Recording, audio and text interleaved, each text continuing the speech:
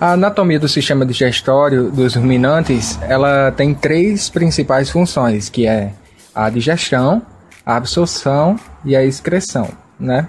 A primeira compreende a parte em que o alimento ele é quebrado em partículas menores, sofrendo as ações, né, das enzimas, das secreções das glândulas salivares, do estômago, do pâncreas, do fígado, principalmente, né? A segunda, que é a absorção, diz respeito ao fato do transporte para a corrente sanguínea dos nutrientes adquiridos dessas menores partículas através das papilas ruminais, né? E a terceira é excretar aquilo que não foi aproveitado. Bom, nós podemos caracterizar um animal ruminante principalmente pelo fato do estômago ser compartimentado. Algumas pessoas falam que os ruminantes possuem 4 estômagos. Não, isso atualmente não é considerado como correto, mas sim que o estômago do ruminante ele é compartimentado em 4 regiões bem distintas, que é o retículo, o rumen, o omaso e o abomaso.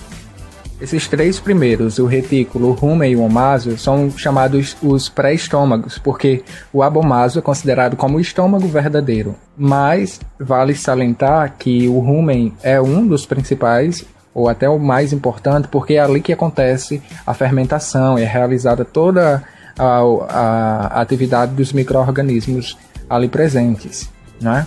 E o abomaso ele é considerado o estômago verdadeiro porque ele se assemelha ao estômago dos animais não ruminantes, que é onde acontece a digestão química. Já sobre o rumen, nós podemos caracterizar o rumen como o compartimento de maior tamanho, né, que ele ocupa a maior porção da cavidade abdominal do animal. Ele vai do diafragma até a entrada da cavidade pélvica e é nele onde acontece o processo de ruminação. É uma câmara de fermentação com a presença de inúmeros micro-organismos, bactérias, protozoários e fungos que fazem o papel de desdobramento da celulose, né, de quebra da celulose, numa temperatura de 39 graus, né, numa média de 39 graus, e em processo totalmente sem a presença de oxigênio, de anaerobiose. E aí, o rumen, ele é de muito importante para os ruminantes porque caracteriza os ruminantes justamente porque esses animais têm essa presença do processo de ruminação, né, diferente dos monogástricos.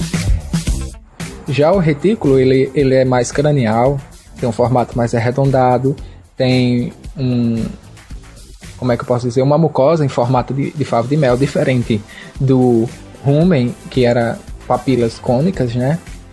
E tem aquela presença da que nós chamamos de goteira esofágica ou suco gástrico, que é onde esse suco ele conduz o líquido do esôfago até o omaso em ruminantes jovens, quando os animais não se alimentam de alimento volumoso. Então esses animais eles têm seu alimento, que no caso seria o leite, transferido diretamente do esôfago para o omaso, não passando pelo rumen. E aí o omaso ele vai servir, ele é um compartimento até um pouco menor do que o retículo, né? Ele vai servir como uma continuação que vai continuar compondo a segunda parte da goteira esofágica, que vai conduzir o líquido diretamente do esôfago até o abomaso, não é? Ele é esse compartimento que serve principalmente nos ruminantes jovens, nos bezerros. E chegando ao abomaso, nós temos aí o estômago verdadeiro, né, também chamado de coagulador, que ele tem uma função de digestão química a partir das suas glândulas, né, suas glândulas cárdicas, fúndicas e pilóricas, né, e que tem uma conexão com o intestino. Então ele é o que nós chamamos de estômago verdadeiro do ruminante, porque principalmente é nele que ocorre a digestão química. E aí sobre os intestinos, nós temos 2 classificações que eu vou só citar para vocês e em que elas são divididas. Bom, o intestino delgado ele é dividido em duodeno, jejunum e hilo. Já o intestino grosso ele é dividido em seco, colo e reto, não é?